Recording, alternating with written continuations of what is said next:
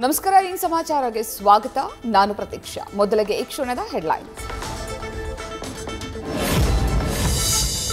CS Shalini Rajneesh ಅವಹೇಳನ ಸಂಬಂಧ ರವಿಕುಮಾರ್ ಮೇಲೆ ಎಫ್ಐಆರ್. ವಿಧಾನಸೌಧ ಠಾಣೆಯಲ್ಲಿ ಬಿಜೆಪಿ ಎಂಎಲ್ಸಿ ವಿರುದ್ಧ ನಾಗರತ್ನ ದೂರು. ಮಹಿಳಾ ಆಯೋಗಕ್ಕೂ ದೂರು ಕೊಡುವುದಾಗಿ ಆಕ್ರೋಶ.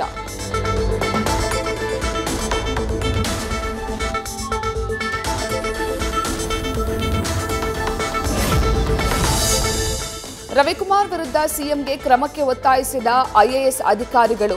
ರವಿಕುಮಾರ್ ಸಾರ್ವಜನಿಕವಾಗಿ ಬೇಷರತ್ ಕ್ಷಮೆಯಾಚಿಸಬೇಕು, ವಿಧಾನ ಪರಿಷತ್ನಲ್ಲಿ ನಿರ್ಣಯ ಕೈಗೊಳ್ಳಬೇಕು ಅಂತ ಮನವಿಯಲ್ಲಿ ಆಗ್ರಹ.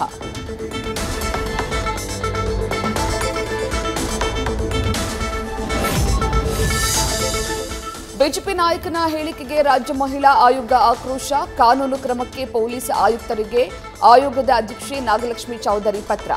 6 ದಿನಗಳಲ್ಲಿ ರವಿಕುಮಾರ್ ಮೇಲೆ ಎಫ್ಐಆರ್ ಹಾಕಿ ಬಂಧಿಸಲು ಆಗ್ರಹ.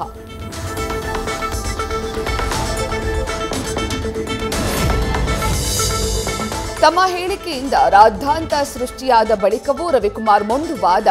ಸಿಎಸ್ ವಿರುದ್ಧ ಯಾವುದೇ ಅವಹೇಳನಕಾರಿ ಹೇಳಿಕೆ ನೀಡಿಲ್ಲ, ಆರೋಪವನ್ನ ಸಂಪೂರ್ಣವಾಗಿ ನಿರಾಕರಿಸುತ್ತೇನೆ ಎಂದು ಸ್ಪಷ್ಟನೆ.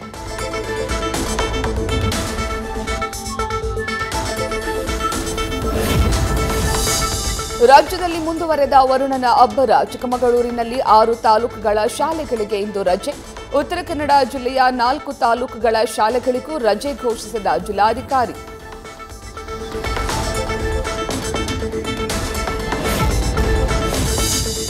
ಮುಂಗಾರು ಮಳೆ ಅಬ್ಬರಕ್ಕೆ ಮೈದುಂಬಿದ ಹೊಸಪೇಟೆಯ ತುಂಗಭದ್ರಾ ಜಲಾಶಯ. ಕಣ್ಮನ ಸೆಳೆಯುತ್ತಿರುವ ಕ್ರಸ್ಟ್ ಗೇಟ್ಗಳ ವಿದ್ಯುತ್ ಅಲಂಕಾರ. ಬಣ್ಣ ಬಣ್ಣದ ಲೈಟ್ಸ್ಗಳಿಂದ ಡ್ಯಾಂ ಜಗಮಗ.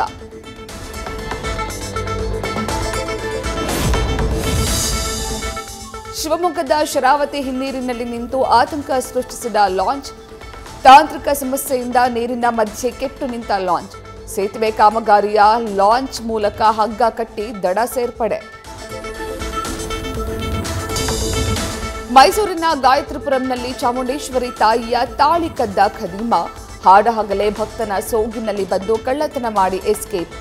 ಆಷಾಢ ಮಾಸದ 2ನೇ ಶುಕ್ರವಾರಕ್ಕೆ ಅರ್ಚಕರು ತಯಾರಿ ಮಾಡುವಾಗ ದೇವರ ಮಾಂಗಲ್ಯ ಕದ್ದು ಪರಾರಿ.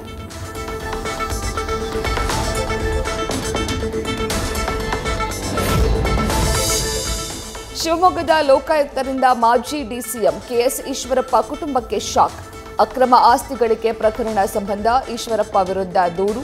ಪುತ್ರ ಕಾಂತೇಶ್ ಮತ್ತು ಸೊಸೆ ಶಾಲಿನಿ ವಿರುದ್ಧವೂ ಲೋಕಾಯುಕ್ತದಲ್ಲಿ ಪ್ರಕರಣ.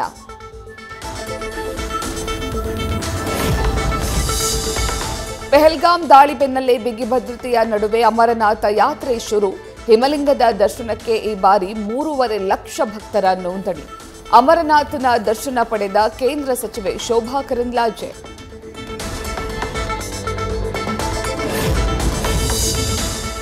ಪ್ರಧಾನಿ ಮೋದಿಗೆ ಘಾನಾ ದೇಶದ ಅತ್ಯುನ್ನತ ಪ್ರಶಸ್ತಿ ಪ್ರದಾನ. 24ನೇ ಅಂತಾರಾಷ್ಟ್ರೀಯ ಪ್ರಶಸ್ತಿ ಸ್ವೀಕರಿಸಿದ ನಮೋ. ಘಾನಾ ಪ್ರವಾಸದ ಬಳಿಕ ಟ್ರಿನಿಡಾಡ್ ಮತ್ತು ಟೋಬೋಗೆ ತೆರಳಿದ ಮೋದಿ.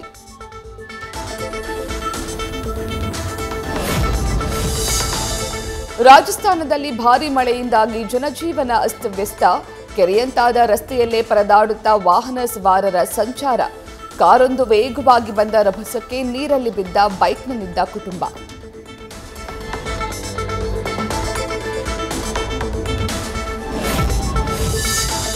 ಮಹಾರಾಷ್ಟ್ರದಲ್ಲೂ ಮುಂದುವರೆದ ವರುಣನ ಆರ್ಭಟ.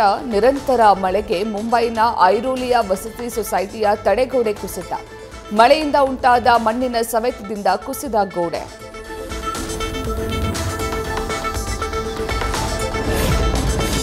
ಇಂದು ಬೆಂಗಳೂರಿಗೆ ಅಂತರಿಕ್ಷದಿಂದ ಕರೆ ಮಾಡಲಿರುವ ಶುಭಾಂಶು ಶುಕ್ಲಾ. ಯುಆರ್ ರಾವ್ ಕೇಂದ್ರದಲ್ಲಿ ವಿದ್ಯಾರ್ಥಿಗಳ ಜೊತೆ ಸಂವಾದ. ಬಾಹ್ಯಾಕಾಶದಲ್ಲಿನ ಕುತೂಹಲಗಳಿಗೆ ಉತ್ತರಿಸಿರುವ ಗಗನಯಾತ್ರಿ. ನ್ಯೂಸ್ ಫಸ್ಟ್ ನಿರ್ಭೀತಿಯಿಂದ ನಿಮ್ಮ ಪರವಾಗಿ.